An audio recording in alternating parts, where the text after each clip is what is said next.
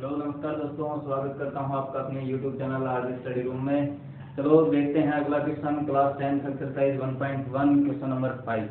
ठीक है, क्वेश्चन बिल्कुल इजी है, जैसे आपने क्वेश्चन नंबर 4 किया था सेम टू सेम वैसा ही है, बस एक थोड़ा सा फॉर्मूला अलग लगेगा और बाकी बिल्कुल क्वेश्चन सेम। चलो देखते हैं क्वेश्चन अपना क्या है। देखो, use Euclid's lemma to show that the cube of any, यहाँ पे सिर्फ बोला है क्यूब और पीछे वाले क्वेश्चन में था स्क्वायर। ठीक है भाई, any positive odd integer is of the form 9m 9m plus 1 और 9m plus 8। क्वेश्चन बिल्कुल सेम है। चलो क्या करते हैं, देखो सबसे पहले आपको एक पॉजिटिव ओड इंटीजर मानना है, तो मान लेंगे let a be any positive odd integer, a be any positive odd integer, positive odd integer. और मान लोगे कि जो b की वैल्यू है वो 3 मान लोगे, b की वैल्यू कितनी 3। ये भी बताएंगे कि हमने यहाँ पे b की वैल्यू 3 क्यों लिखी, क्योंकि आप आगे की तरफ जैसे ही बढ़ते जाओगे क्वेश्चन में समझते जाओगे। ठीक है, अब आपको क्या करना है, यूक्लिड्स लेमा का यूज करना है, तो लिखोगे using Euclid's lemma, using Euclid's lemma. और जो यूक्लिड्स लेमा है वो अपने पास क्या होती है भाई, a equals to b q plus r, a equals to b q plus r. पीछे वाले क्वेश्चन में मैंने बताया था कि जो अपने पास r होता है वो क्या हमेशा क्या होता है, 0 से बड़ा या 0 के बराबर, लेकिन b से हमेशा छोटा।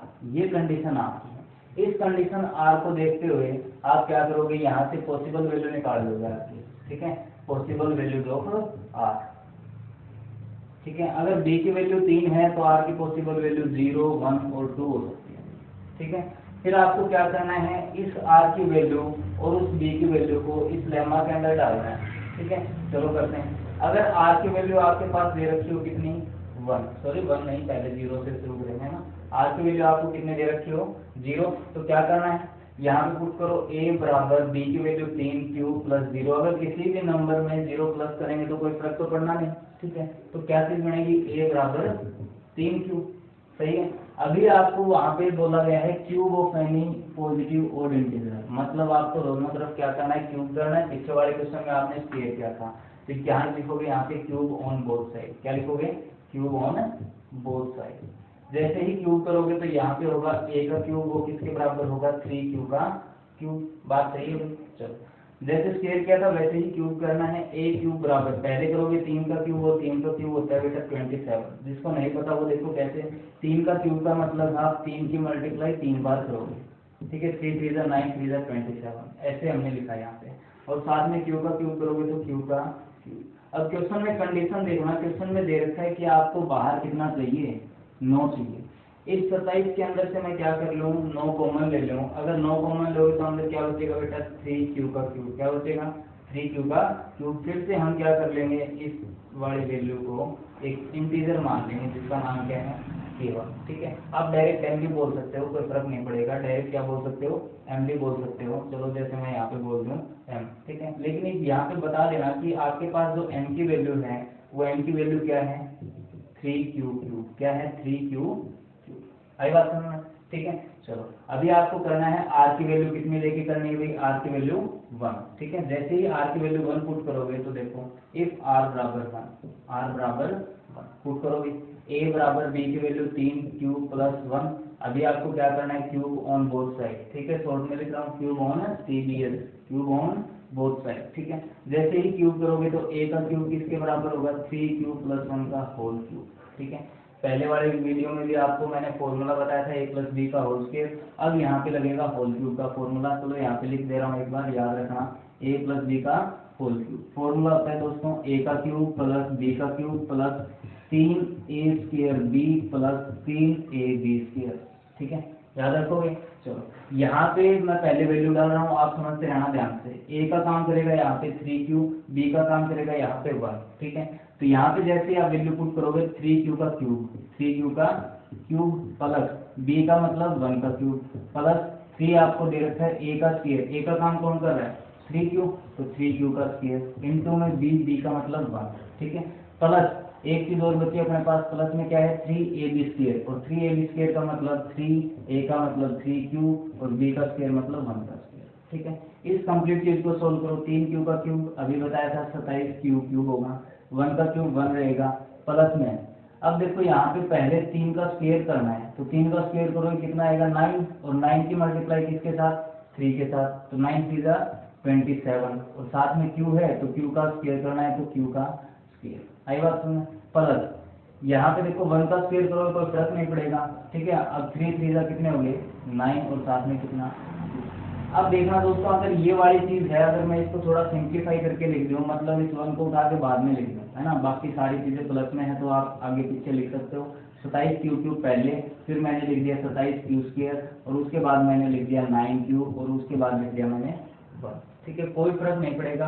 तो आप क्या करोगे, मैं डायरेक्ट यहाँ पे ये वैल्यू पुट करूंगा जो अभी सोल्व की है कि a क्यूब किसके बराबर, इस चीज के बराबर 27 Q cube plus 27 Q square plus 9 Q plus में 1। अभी आपको फिर से क्वेश्चन में चेक करोगे तो आपको 9 बाहर चाहिए, तो यहाँ पे ये जो कंप्लीट 3 चीजें हैं, ठीक है, इन तीनों चीजों के पास 9 कॉमन, 9 9 3 27 और 9 3 27, ठीक है। तो यहाँ से 9 कॉमन लोगे तो a क्यूब किसके बराबर आएगा, 9 कॉमन 3 क्यू का क्यूब प्लस 3 क्यू का स्क्वायर प्लस में 9 1 9 तो सिर्फ क्यू बचेगा और ये 1 अपना अलग है तो बाहर प्लस 1। अभी आप इस चीज को क्या मान लोगे, या तो k तो कोई इंटीजर मान लो, फिर लास्ट में बता देना ये m है, या फिर यहीं पे m मान के लिख दो, ठीक है, 9m प्लस 1 और यहाँ पे क्या बताओगे कि m अपने पास क्या है 3 Q cube plus 3 Q square plus में q। आई बात समझ, ठीक है। चलो अभी अपना एक स्टेप और है कि r की वैल्यू कितने पुट करने हैं, 2 पुट करने हैं, करेंगे। चलो r की वैल्यू पुट करोगे 2, इफ r बराबर 2, r बराबर 2 करेंगे। यूक्लिड्स लेमा में पुट करनी है, a बराबर कितना होगा 3 क्यूब प्लस 2, फिर से आपको क्या करना है, क्वेश्चन में क्यूब बोल रखा, क्यूब करोगे, a का क्यूब बराबर होगा किसके 3 क्यूब प्लस 2 का होल क्यूब, सही है। चलो a क्यूब फिर से फॉर्मूला लगाओगे, मैं डायरेक्ट करूंगा, ठीक है ना। डायरेक्ट कैसे, देखो 3 क्यू का क्यूब करोगे, आपको बता रखा है पहले क्या आएगा 27 क्यू क्यूब, सही है, प्लस में 2 का क्यूब करोगे, 2 का क्यूब कितना होता है 8 होता है, तो मैं यहाँ पे 8 बाद में लिखूंगा, जैसे यहाँ पे 1 लिखा था 1 को उठा के मैंने लास्ट में लिखा था, इसी प्रकार मैं यहाँ पे क्या लिख दूंगा 8 लिख दूंगा लास्ट में। आगे बात सुनना। चलो अभी आपको क्या करना है, यहाँ पे देखो फिर फॉर्मूला था अपना 3a स्क्वायर भी, क्या था 3a स्क्वायर भी, तो 3 तो ये रहा, a स्क्वायर का मतलब किसका स्क्वायर 3 क्यू का स्क्वायर, और 3 क्यू का स्क्वायर कितना आएगा 9 क्यू स्क्वायर, उसकी मल्टीप्लाई b के साथ करोगे और b अपने पास कितना है 2, मल्टीप्लाई करो 3 2 जा 6 और 6 9 जा 54, 6 9 जा 54, तो यहाँ पे क्या लिखोगे तुम 54 क्यू स्क्वायर, क्या लिखोगे 54 क्यू स्क्वायर। लास्ट स्टेप में आपने किया था 3 ए बी स्क्वायर, तो 3 का तो 3, ए का मतलब 3 क्यू और बी का स्क्वायर मतलब 2 का स्क्वायर, और 2 का स्क्वायर कितना होता है 4, मल्टीप्लाई करो 4 किया 12 किया 36, तो यहाँ पे क्या लिखोगे प्लस में 36 और साथ में ये वाला क्यू अपने पास जो होता है वो। आई कुछ बात समझ में, ठीक है।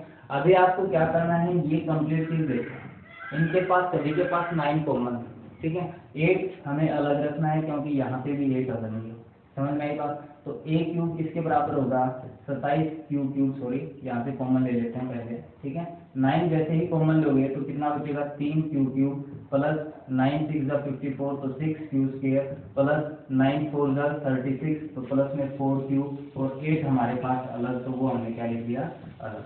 आगे बात सुनना।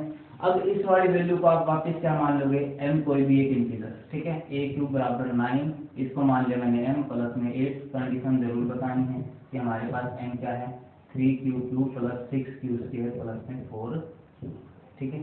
खेल खत्म।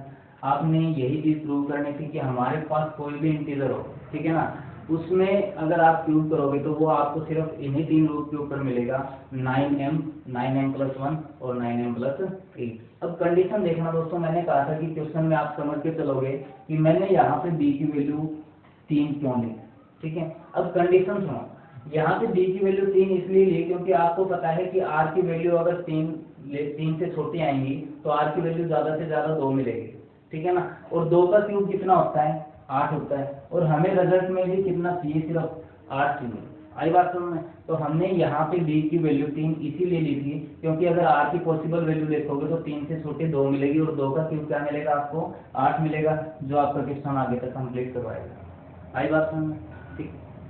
तो देखो आगे क्या लाइन लिखोगे, so the cube of any positive odd integer is in the form of is in the form of किस रूप में मिलेगा भाई 9m प्लस 1 और 9m प्लस 8। ठीक है दोस्तों, क्वेश्चन इतना ही। क्वेश्चन का स्क्रीनशॉट ले सकते हो। क्वेश्चन को घर पे ट्राई जरूर करोगे भाई। ठीक है, आज के लिए सिर्फ इतना ही। मिलते हैं अपने नेक्स्ट वीडियो में। तब तक के लिए वीडियो शेयर कीजिए अपने दोस्तों के साथ। ठीक है, चैनल सब्सक्राइब कर लीजिए और थैंक्स फॉर वॉचिंग। मिलते हैं अपनी अगली वीडियो।